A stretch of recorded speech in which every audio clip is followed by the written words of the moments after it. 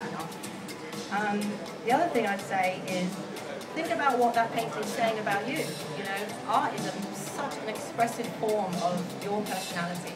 So it's going to say so much more about what you enjoy, what you like, what's important to you than a couch ever could or a lamp ever could. So yeah, it really should be the first thing in your home that people will be drawn to, that will tell them something about you and who they are and what your personality is. So yeah, even more reason not to base it around the lamp, because a painting is going to say way more about you than furniture, I think, ever could. So really keep that in mind. And yeah, a painting speaks 1,000 words, so remember that it's something that's going to last forever. You know, we spend a lot of money on things like cars and holidays and clothes, and none of those things last. You know, they intrinsically lose their value the minute we bought them, pretty much, and we spend a lot of money on those things. But art is forever, and it has an endless amount of enjoyment it can bring to people. You know, millions of people enjoy art all over the world by what one artist has produced, and the limits of the enjoyment of art is endless. So this painting is going to go on to be enjoyed forever. It's never going to stop being enjoyed. So try and bear that in mind when you're buying something. Yes, it's a lot of money, art is a lot of money, but try and think it's not the immediate value right now, it's the value that you're going to get every single day for the rest of your life whilst you enjoy it. So I really think, you know, compare that to what we spend a lot of money on, and actually it's really not that much. And also bear in mind, it's something you're going to pass down in your family. You know, it's going to go on in the generations for people to continue enjoying. So I think that's a really important thing to think about when you're buying art. Yeah, and another great thing is, you know, your money is still in the painting. If you buy a good piece of art by a good artist, you know, don't feel, oh, it's a lot of money I'm giving away right now. You've still got that money. It's still actually in the painting, enjoying it's being appreciating in value over the time goes by. You know, there's not many things you can do that with these days.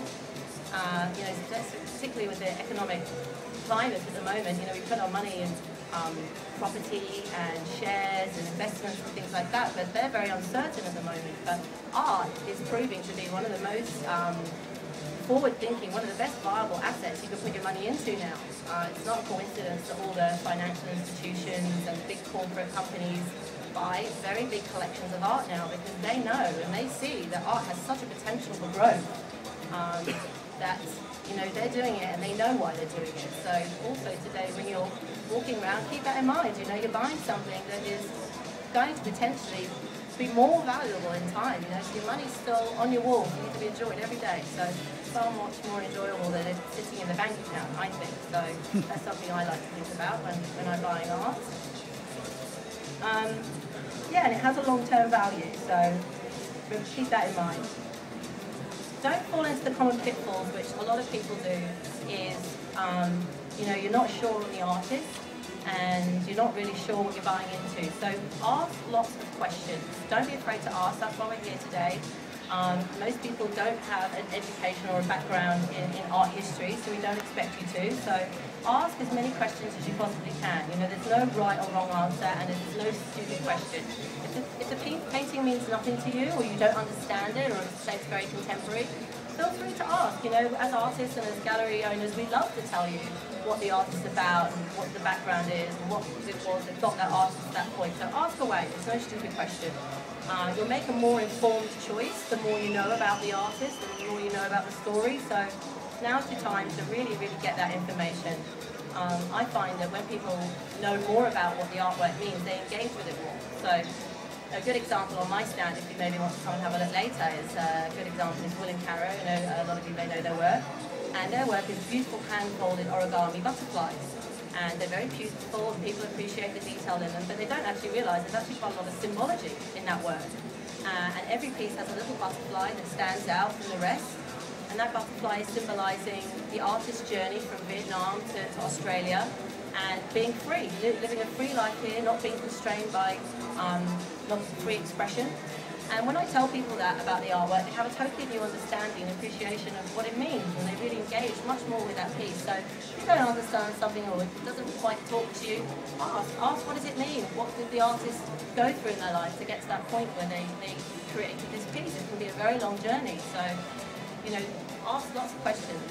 Another good indication in terms of investment, if you're looking for an artist and you want to know, how well this artist is doing, I don't know them, are they being exhibited? Look at the bio.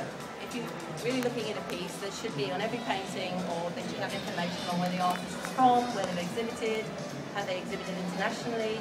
Really good indication of how an artist is coming up in the art market, how well they're doing, is to look at the biography and see how many exhibitions they're having internationally and what galleries they're exhibited in. That's a really, really good key to see how well an artist is doing in the art market at the moment. So ask for a biography if there isn't one. Yeah, and just remember, you've got this one-off opportunity this weekend.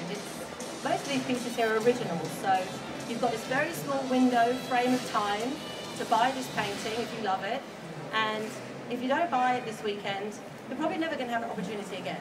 It really is a one-off piece, so that's the beauty of art. It's something that you will own, that nobody in the world will have, and that's a really nice feeling. And I think sometimes people think, oh, they're a bit worried, or it's a lot of money, and they go and rethink it, and they come back and it's gone. The amount of times I've had clients been so cross with me that they come back and so on. I'm like, well, look, sorry, it's a one-off piece. It's a now or never opportunity, a small window in time for you to own it. So if you really do have a feeling with it and a connection with it, don't hesitate too much, because if it's an original piece, that's it. It's a one-off opportunity to buy it. So don't overthink it. I know a lot of people go away from the show and think, oh, they'll call the gallery and they'll ring and they'll come back. But sorry, usually that doesn't happen. They're gone and that's it.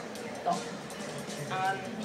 Yeah, and it's an original, so I'd always say try not to fall into the pitfalls, which a lot of people do ask me, is they don't necessarily know what to buy, so they go for the big names of all the artists that we all know and love, which is all good and well, but I think the pitfall with that is that you think, oh, because this is a very well-known artist, it's a very famous name, you're buying into an investment, but maybe you can't afford an original, because obviously those pieces, by the time you know they're very famous artists, they're obviously a hell of a lot of money, so you think you go for second best and you buy a limited edition print.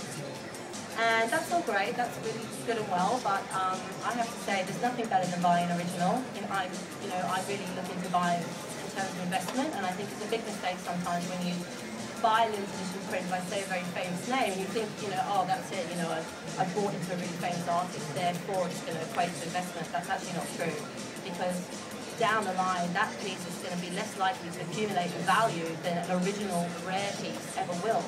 Because a lot of the limited editions out there are hundreds or maybe thousands of copies, and yes, maybe it is by Donaldson or Brett Whiteley or something, but it's because there's so many out there, you're much more less likely to be able to resell that piece, of where it's going to actually have quite a big scope for increasing in value. So don't fall into that pitfall of thinking you've got to buy into a name to be making investments, because that's actually really not true. I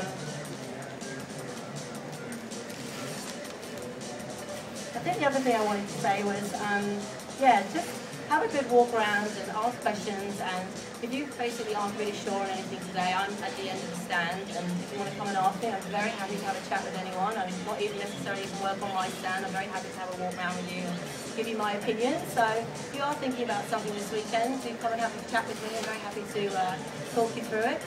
And if you're all Sydney siders, then it'd be great if you came to the gallery, and we have lots of exhibitions there, so if you can leave your details, I'd be very happy to send you some invites and come along to some of our shows. And we also have a special offer where if you leave your details, you might win one of the paintings that we've got displayed on the stand this weekend, so you never know, you might win something. Oh yeah, another thing actually I was going to say, just touching on slightly, is also look out, if you're looking for up-and-coming artists, which is what I constantly am doing, is to look at the awards, the art awards that's going on. So you probably know a lot of the big ones like the Win and the Archibald and the Telstra, and a lot of the international prizes. They're really good ones to watch out for too, to see the names that are coming up in the art world. So that's quite a good indication as well. Ask if any of the artists here have won prizes. Also quite good to see how much sort of press coverage they've been getting. I think in our stand show a lot of the publicity the artists have been receiving. The more buzz that's going on about the artists in the press, the more likely their prices are going to go up over time. So definitely have a look and see how much media attention they've been getting in the arts press. And yeah, I hope that's given you some helpful tips. So yeah, ask lots of questions, make sure you love it, Don't, you know, hesitate too much. Buy it if you want it. And don't be afraid to negotiate on the price as well. I hope a lot of galleries here aren't groaning when you hear me say that. But, you know, there's probably a very small amount between what you're prepared to pay and what the artist would want. So